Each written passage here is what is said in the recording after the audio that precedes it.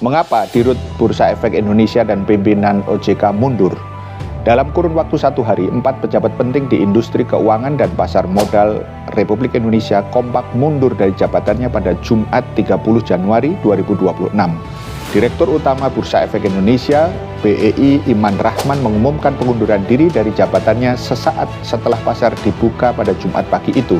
Sementara itu, pada malam harinya, beberapa jam setelah pasar tutup, 3 pejabat penting OJK menyampaikan pengunduran diri, termasuk Ketua OJK Mahendra Siregar, Wakil Ketuanya Mirza, dan pengawas pasar modal OJK Inarno Jayadi. Apa yang sesungguhnya terjadi? Pertama, alasan yang muncul ke publik konon sebagai bentuk tanggung jawab moral karena harga saham longsor 8% atau terkoreksi 781 poin dalam beberapa jam pembukaan pada hari Senin 26 Januari 2026 lalu. Namun, pengunduran diri tetap menimbulkan teka-teki di pasar. Longsornya harga saham sesuai review dari Morgan Stanley Capital International atau MSCI. Sementara ada beberapa pihak yang menyebut sebagai kudeta tanpa berdarah dengan menunggangi penurunan harga saham. Naik dan turunnya harga saham adalah hal yang biasa dan pernah terjadi beberapa tahun yang lalu. Kedua, lantas bagaimana resep mujarab mengatasi badai di bursa saham tersebut? Seiring mundurnya pimpinan BEI dan OJK tersebut, wacana solusi demutualisasi BEI digaungkan. Dalam Undang-Undang P2SK 2023 soal demutualisasi BEI sudah dicantumkan. Tinggal peraturan pemerintah yang katanya akan terbit dalam semester 1 tahun 2026. Bahkan Presiden Prabowo meminta demutualisasi agar segera dilakukan. Demutualisasi adalah proses perubahan status Bursa Efek Indonesia dari organisasi berbasiskan keanggotaan mutual structure menjadi entitas perusahaan yang kepemilikannya dapat dimiliki oleh publik atau pihak lain.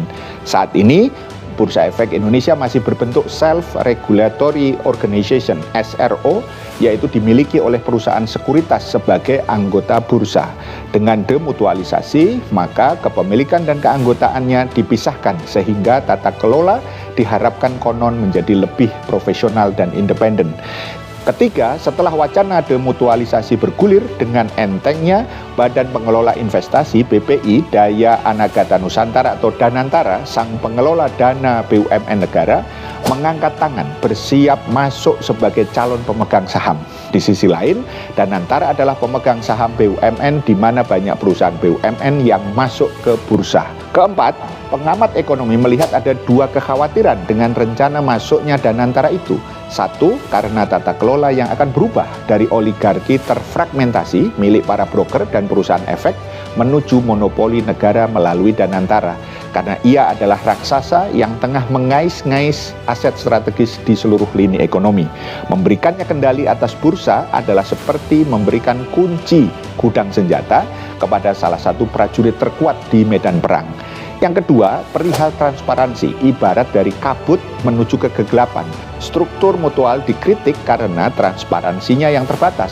Rapat-rapat anggota, meski tertutup dari publik, masih melibatkan banyak pihak yang saling mengintip. Kebocoran informasi punya banyak mata yang mengawasi. Transparansi di bawah bendera Danantara justru menghadapi ancaman yang lebih paradoksal.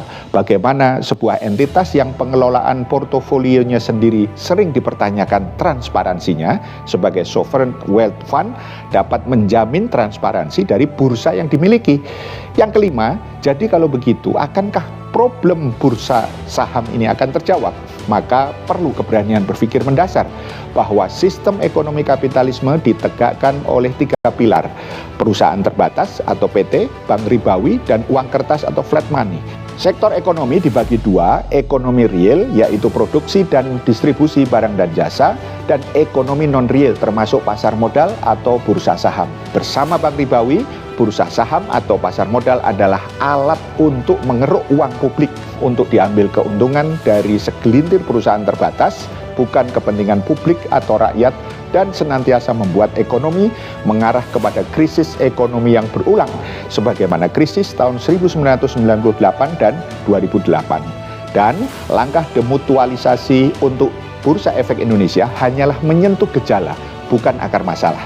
Karena akar masalahnya adalah penerapan sistem kapitalisme yang serakah atau greedy, didukung pilar-pilarnya yang menghisap darah rakyat dan menciptakan ketidakadilan ekonomi.